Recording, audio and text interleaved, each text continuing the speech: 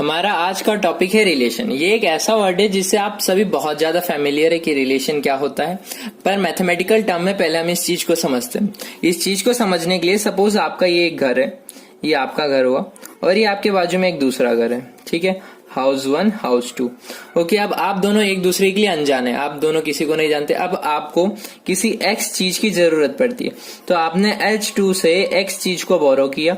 अब H2 घर में किसी y चीज की जरूरत, तो आपने H1 से उसने बोरो किया।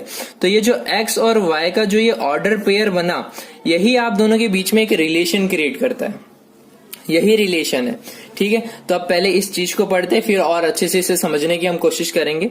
A relation between two set is a collection of order pair, collections of order pair containing one object from each set. एक एक ऑब्जेक्ट हर एक सेट में से होता है।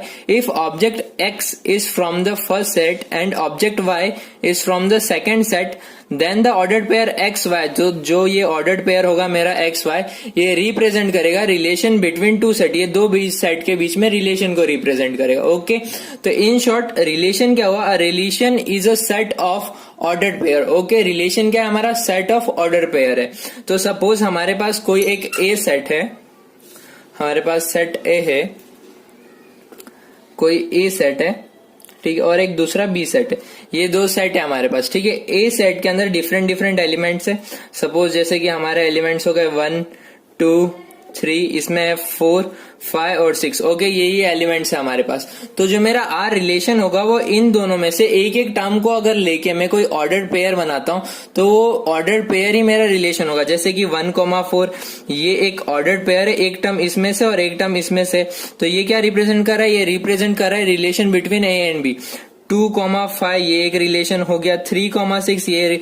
तो इन सभी ऑर्डर पेयर का जो कलेक्शन होता है उसी को हम रिलेशन बोलते हैं। ओके, आपको समझ में आ गया रिलेशन क्या होता है? बस इतनी सी चीज है कि ये रिलेशन होता है। अब इसके ऊपर अगर हमें सम्स आए तो हमें किस तरीके से सॉल्व करना है, हम उस चीज को देखते हैं कि अगर हमारे पास कोई भी रिलेशन का सम आता है और हमें पूछते हैं कि सॉल्व कैसे, तो यहाँ पे जो आर टर्म है, ये आर टर्म रिप्रेजेंट करता है रिलेशन को। ओके, यहाँ आर टर्म क्या रिप्रेजेंट कर रहा है? ये कर रहा है रिप्रेजेंट रिलेशन को।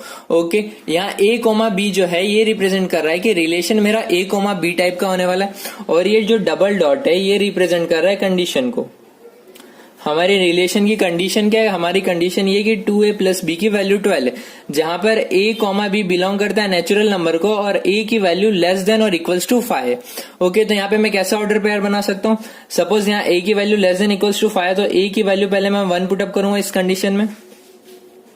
2a plus B equals to 12, तो जब मैं 1 पुट करूंगा तो ये जगह 2 1 2 प्लस बी इक्वल्स टू 12, तो b की वैल्यू आ जाएगी 10।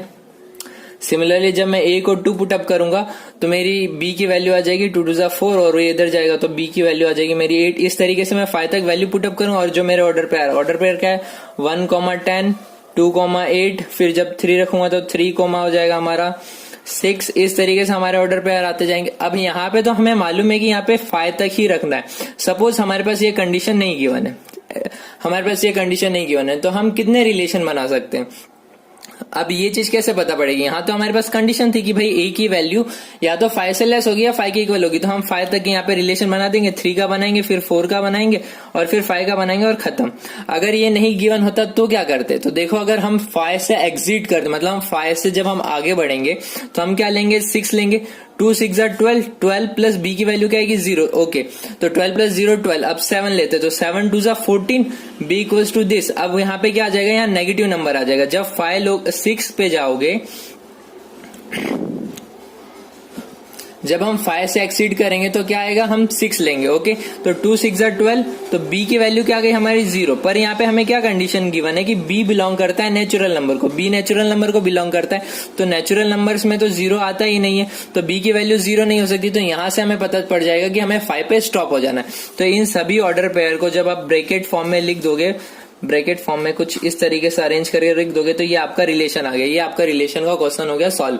अब इसी सम के बेसिस पे हम समझेंगे कि डोमेन, कोडोमेन और रेंज क्या होता है। ओके, सपोज ये हमारा एक फंक्शन जो था 2a प्लस बी, इसको मैं मशीन मानता हूँ। 2a plus B equals to 12, ये सपोज मेरी एक मशीन है। ओके, अब इसमें मैं कुछ भी इनपुट डालूंगा, तो वो जो भी मेरा इनपुट, पॉसिबल इनपुट जो होगा वो मेरा डोमेन कहलाएगा। All possible unit are known as domain. जितने भी पॉसिबल यूनिट होते किसी फंक्शन के अंदर, जो भी पॉसिबल यूनिट मैं डाल सकता हूं उसे मैं बोलूंगा डोमेन। और उस डोमेन को डालने पे जो मुझे आउटपुट मिलेगा, जो भी मुझे आउटपुट मिला, हर एक इनपुट के लिए जो मुझे आउटपुट मिलेगा वो मेरा कहलाएगा रेंज। ओके, तो डोमेन और रेंज हमें कहां से पता पड़ेगा? डोमेन और रेंज हमें कहां से पता पड़ेगा? कंडीशन से। तो हमारा डोमेन और रेंज ये दोनों चीजें कहां से आती है? ये आती है कंडीशन से। ये दोनों चीज को हम लोग निकालते हैं कंडीशन से। ओके, अब मेन चीज क्या है कि बच्चों को बहुत बार रेंज और को डोमेन इन दोनों में बड़ा कंफ्यूजन होता है कि रेंज क्या है और को डोमेन क्या है। को डोमेन है ऑल पॉसिबल वैल्यूज, जो मीन सारी पॉसिबल वैल्यूज क्या क्या हो सकती है? All possible values of variable. ठीक है, कि सारी पॉसिबल वैल्यूज क्या क्या हो सकती है। तो यहाँ पे मेरे को क्या बोला है कि ए और बी बिलोंग करता है नेचुरल नंबर को। ए और बी नेचुरल नंबर को बिलोंग कर रहे हैं। तो यहाँ पे सारी पॉसिबल वैल्यूज क्या है कि यहाँ पे सभी पॉसिबल वैल्यूज है नेचुरल नंबर। तो मेरा जो को डोमेन होगा वो नेचुरल नंबर होगा। ठीक है, समझ में आया? जो सारी पॉसिबल वैल्यूज होती है कि ये पॉसिबल वैल्यूज आ सकती है किसी भी रिजल्ट के अंदर, वो को डोमेन होती है।